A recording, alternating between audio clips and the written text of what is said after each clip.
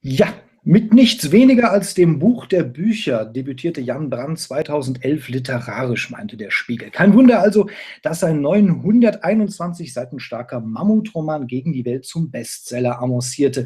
Nächste Woche kommt der Journalist und Schriftsteller zu uns nach Luxemburg, um in der City-Bibliothek aus seinem zweiten Werk Tod in Turin den Bericht von einer Lesereise nach Italien zu lesen. Heute Abend schon habe ich das Vergnügen, mit ihm ein wenig zu plaudern und vielleicht auch das ein oder andere Wort über die angeblich wahren Geschichten aus der engelverlassenen Stadt Los Angeles zu verlieren. Schönen guten Abend, Herr Brandt, und danke, dass Sie sich die Zeit nehmen. Guten Abend. Also, Sie werden ja nicht alleine am Dienstag in der City-Bibliothek zu sehen sein. An Ihrer Seite kann man auch David Wagner sehen und hören. Das heißt, Sie seien nicht nur bekannt, sondern wirklich befreundet, wenn nicht gar seelenverwandt. Den Begriff habe ich auch gelesen. Können Sie da vielleicht zu David Wagner sagen, wie kommt es zu der Verbindung Wagner-Brandt? Ja, wir kennen uns seit Jahren, seit 15 Jahren. Ich habe damals als Journalist ein Interview mit ihm geführt über eins seiner ersten Bücher in Berlin. Und dann haben wir uns lange immer nur so bei Veranstaltungen, Lesungen, Konzerten, Partys gesehen. Also waren nicht wirklich eng befreundet, bis wir gleichzeitig in London ein Stipendium hatten. Und zwar an einem Kanal. Und wir sind beide Spaziergänger, er noch stärker als ich. Und dort sind wir uns dann auch hin und wieder zufällig über den Weg gelaufen und daraus hat sich dann über die Jahre, über diese Zeit auch eine Freundschaft entwickelt. Das geht so weit, dass es gar jetzt Cameo-Auftritte des jeweils anderen in den Büchern gibt. Also Tod in Turin, da kommt David Wagner vor und ich glaube, in dem neuen Buch hier von David Wagner, das haben Sie auch einen Gastauftritt. Ja, das stimmt. Was hat es denn damit auf sich? Können Sie es ein bisschen spoilern, für die die Bücher noch nicht kennen? Naja, in Tod in Turin war es natürlich so, dass David eben auch da war und wir uns ausgetauscht haben über unsere Erfahrungen und dadurch hat sich dann eben auch so eine Art intellektuelle Beziehung ergeben oder auch eine intertextuelle Beziehung, weil wir ja beide so, ich habe das Gefühl, ich bin ganz stark von ihm beeinflusst, von seiner Weltwahrnehmung, von seiner Stadtwahrnehmung. Und ich merke immer, wenn ich seine Texte lese, dann sehe ich die Stadt mit anderen Augen, weil er Wörter verwendet und Vergleiche herstellt, auf die ich selber nie kommen würde. Und plötzlich denke ich bei Gebäuden, ach, das ist... David hat irgendwie das als Sockel für ein Hochhaus bezeichnet. Beispielsweise die Gebäude in der Friedrichstraße sind alle nur so Sockel für eigentlich viel höhere Häuser und die nie weitergebaut wurden. Und seitdem ich das weiß, kann ich durch die Friedrichstraße nicht mehr gehen, ohne an David Wagner zu denken. Und so geht es mir eigentlich ganz oft mit Texten von ihm. Und so war es eben auch in Turin. Und wir waren in Turin im gleichen Hotel und er nachher noch einmal, also zu unterschiedlichen Zeiten. Und die Hotels spielen für uns beide, glaube ich, immer eine große Rolle, wo wir gerade sind. Und dann hat er eben über mich auch geschrieben. Also ich hatte ja schon den Verdacht, dass die Seelenverwandtschaft vielleicht auch darin begründet liegen könnte, dass sie beide eine ähnliche Sehschärfe haben. Und damit meine ich jetzt nicht die Brille, die sie beide tragen, sondern schon auch die Genauigkeit des Hinschauens, das ja eine gemeinsame Qualität bei ihnen ist. Also auch im Willen, Dinge akkurat zu erfassen und genau zu beschreiben. Also da gibt es sicherlich eine Gemeinsamkeit. Und ein letztes Wort noch zu David Wagner, der hat mich vorgewarnt und auch die Besucher der Veranstaltung, dass sie sich ja benehmen sollen alle, damit sie eben nicht in einem der späteren Bücher von Ihnen auftauchen. Ist das so eine Praxis, dass Sie also schon sich sehr stark anlehnen an reale Personen, also so ein bisschen eine Maxim Biller-Ader vielleicht, Stichwort Estra?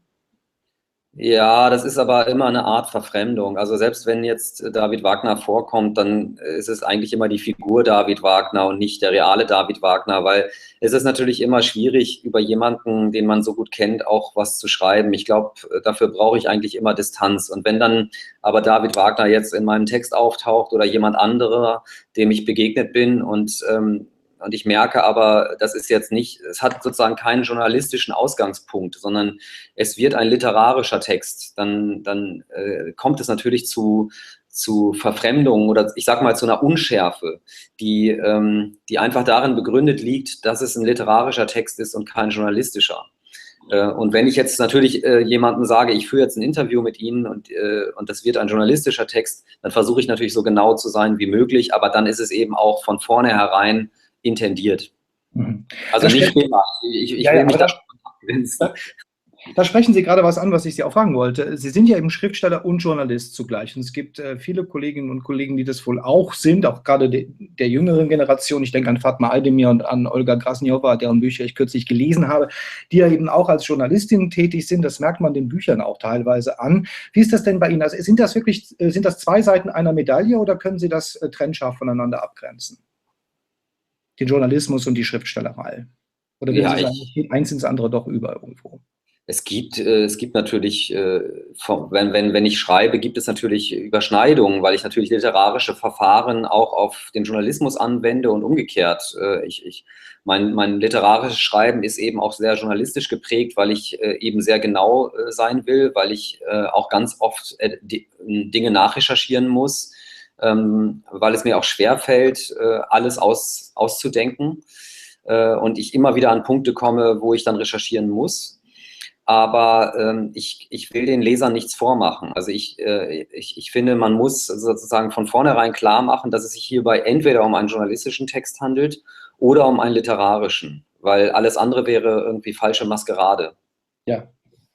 Ja, ganz klar. Wenn Sie jetzt nach Luxemburg kommen, zu einer Lesereise, Sie sagen nichts vormachen, na, ist es denn da nicht ein bisschen ironisch, dass Sie auf einer Lesereise nach Luxemburg aus einem ironischen Buch über eine Lesereise nach Turin lesen werden?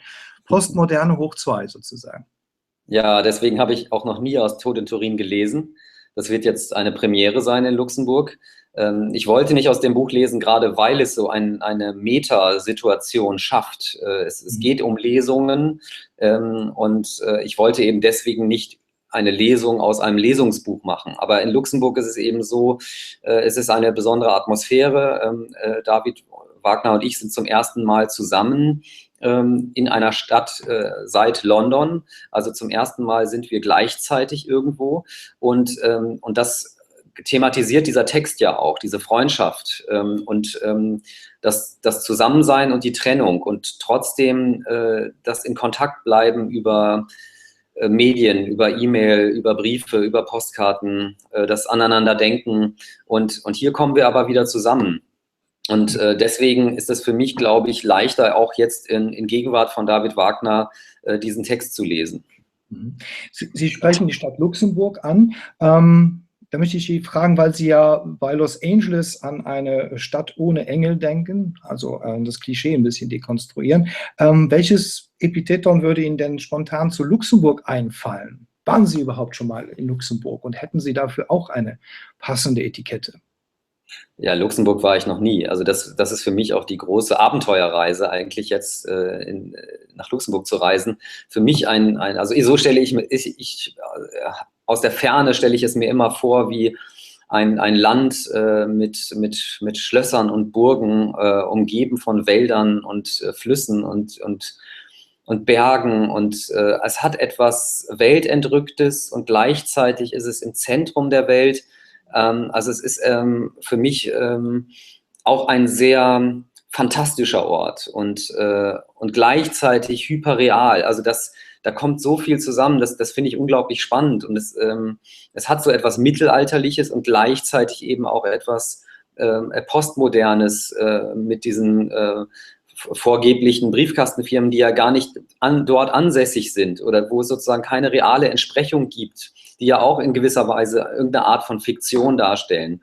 Und natürlich kommt man mit vielen Klischees und Vorurteilen dahin und ich will mich einfach ja, inspirieren lassen oder ich will mich von dem überzeugen lassen, wie es wirklich ist. Ich will einen Eindruck bekommen, ich will sozusagen meine Vorurteile zerstört wissen. Das ist schön. Vielleicht kommen Sie ja dann auch nochmal zurück und bleiben etwas länger im Rahmen einer Autorenresidenz. Ich bin nicht in der Position, Sie jetzt hier einzuladen. Das werden wir dann noch sehen. Aber ich wünsche mir natürlich einen Luxemburg-Roman von einem Nicht-Luxemburger einmal. Und Sie haben ja gerade eben schon gute Ansätze gezeigt. Das heißt, falls also die Auftragsdichterin, die in Ihrem Buch Stadt ohne Engel vorkommt, also etwas ist, das Sie für sich selber auch in Anspruch nehmen können, dass Sie Auftragsarbeiten schreiben, dann würde ich Ihnen irgendwann mal sehr gerne diesen Auftrag erteilen. Aber gehen wir einen Schritt vor dem anderen. Ich habe gerade das Buch Stadt ohne Engel angesprochen. Vielleicht auch noch ein, zwei Takte dazu, weil es eben Ihr aktuelles Werk ist und Sie wohl nicht daraus lesen werden. Vielleicht können Sie ein bisschen was Entschuldigung, dazu sagen. Mir hat ja schon angefangen, also es ist reichhaltig bebildert, das ist sehr, sehr schön gemacht. Das weiß ich nicht, das habe ich jetzt nicht überprüft, Schande über mein Haupt. Sind die Fotos, stammen die von Ihnen selbst? Größtenteils, ja. Ja, und die Kapitelüberschriften, also sind natürlich auch sehr, sehr teilweise auch wortverspielt und sehr originell. Vielleicht können Sie eine Anekdote nacherzählen oder von einer Begegnung sprechen, die Sie besonders nachhaltig geprägt hat. Ja, in dem Buch geht es ja um Los Angeles und zufällige Begegnungen, die ich in der Stadt gemacht habe. Und das fing an, also eigentlich war ich in Los Angeles, um einen Roman zu schreiben. Und dann habe ich aber gemerkt, ich muss erstmal die Stadt entdecken und kennenlernen und ein Gefühl für die Stadt bekommen. Und ziemlich am Anfang war es dann gleich um mich geschehen, weil ich gemerkt habe, die Leute dort sind so interessant, dass ich eigentlich über die schreiben müsste. Und die Initialbegegnung war ein junges Mädchen, Sie hatten die schon angesprochen, eine junge Dichterin auf einem Flohmarkt, die Auftragsgedichte geschrieben hat. Also sie hatte so ein Schild vor sich, Name your subject, name your price. Und dann habe ich zu ihr gesagt, das passt jetzt wieder zu David Wagner, mein erstes Wort war dann Friendship, ja, Freundschaft. Und dann hat sie darüber ein Gedicht geschrieben. Und ich fand das so faszinierend, dass mit welcher Selbstverständlichkeit, mit welchem Mut sie das geschrieben hat. Und dann stellte sich auch noch heraus, es war ihr erster Tag auf dem Flohmarkt und sie ist erst 14 Jahre alt. Und auf ihrem Unterarm hatte sie ein Tattoo, da stand Gangster Rap made me do it. Und das stand so in totalem Kontrast zu ihrem Blümchenkleid, das sie anhatte. Und ich fand sie einfach unheimlich faszinierend und habe dann Kontakt mit ihr aufgenommen und habe gemerkt, ich möchte gerne über sie etwas schreiben. Und von diesen Begegnungen gab es dann eben noch mehrere. Und dann habe ich irgendwann gemerkt, so, das ist eigentlich das Buch, das ich jetzt schreiben möchte, über diese zufälligen Begegnungen und wie sie das Leben, wie sie auch mein Leben verändern. Und ich möchte allen Zuschauern eine wärmste Empfehlung für dieses Buch aussprechen. Eine detailliertere Buchbesprechung wird in den nächsten Tagen folgen. Ihnen, lieber Herr Jan Brandt, vielen Dank schon mal für dieses Interview und ich freue mich, Sie sehr bald in Luxemburg begrüßen zu dürfen. Ich hoffe auch, es wird nicht das letzte Mal gewesen sein. Danke Ihnen, war mich auch. Noch einen schönen Abend und danke allen, die zugeschaut haben. Ihnen auch.